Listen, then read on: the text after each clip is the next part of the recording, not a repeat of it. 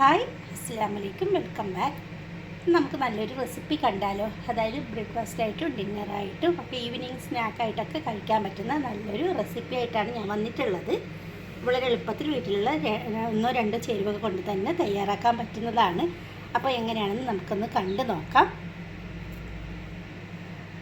ഒരു കപ്പ് പച്ചരി എടുത്തിട്ട് ഒരു 3-4 മണിക്കൂർ കുതിർത്ത് വെച്ചിട്ട് നല്ലവണ്ണം ഒന്ന് കഴുകി എടുത്തിട്ട് ഇതിലോട്ട് ഒരു 1/4 കപ്പ് തേങ്ങ ചിരകിയത് ചേർത്ത് കൊടുക്കാം.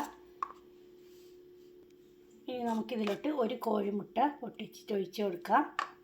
അതുപോലെ തന്നെ 2 ഏലക്ക ഇട്ട് കൊടുക്കുന്നുണ്ട്. പിന്നെ കുറച്ച് ജീരകത്തിൻ്റെ പൊടിയാണ്, ഒരു 1/4 ടീസ്പൂൺ വരെ മതിയാവും. ഇനി നമുക്ക് ആവശ്യമുള്ള ഉപ്പും കൂടി ചേർക്കാം. ഇനി നമുക്ക് ആവശ്യമുള്ളത് 1 ടീസ്പൂണ് പഞ്ചസാരയാണ്. അത് ഇട്ടിട്ട് നമുക്ക് നല്ലവണ്ണം ഇതൊന്ന് അരച്ചെടുക്കണം. 1/4 കപ്പ് വെള്ളം മാത്രം ഒഴിച്ച് കൊടുത്താൽ മതി അരയ്ക്കുമ്പോൾ. അങ്ങനെ അരച്ചെടുത്തിട്ട് വരാം. അങ്ങനെ ഇപ്പോൾ അരച്ചെടുത്തിട്ടുണ്ട്. തരിതരിപ്പായിട്ട് അരച്ചാൽ മതി, നല്ല നൈസായിട്ട് അരേണ്ട ആവശ്യമില്ല. ഇനി നമുക്ക് ഓയിൽ ചൂടാക്കാൻ വെക്കണം.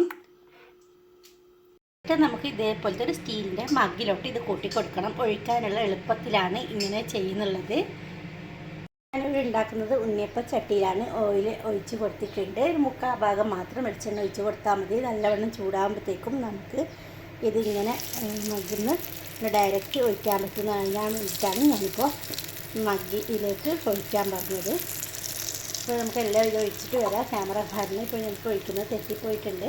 അപ്പോൾ ഞാൻ എല്ലായിടത്തും ഒഴിച്ച് കൊടുത്തിട്ടുണ്ട്. ഇതിന് മീഡിയം ഫ്ലെയിമിലിട്ടിട്ട് നമുക്കൊന്ന് മറ്റു വശം വേവിച്ചതിന് ശേഷം ഒന്ന് തിരിച്ചിട്ട് കൊടുക്കാം. ഒട്ടും തന്നെ എണ്ണയൊന്നും കുടിക്കില്ല.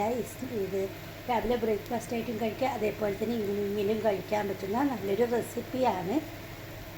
ഇപ്പോൾ ഞാൻ തിരിച്ചിട്ട് കൊടുത്തിട്ടുണ്ട്. ആ വശവും റെഡി ആകുമ്പോഴത്തേക്കും നമുക്കൊന്ന് കോരി മാറ്റാം.